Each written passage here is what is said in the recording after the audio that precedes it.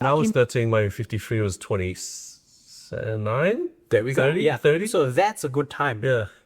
Like the fastest guy in my batch was like 28, and he came to sports school as well. He hated swimming, but he's a really talented guy. No, but But when you're 13, 14, 15, 16, your 53 goes down like 1 second every year, right? Kind of, yeah. But to start, like, you got to be 30, 31. Yeah. That's what most of my batch was, but I was like 33, which in 53 terms is really slow. But I was part of the GSA.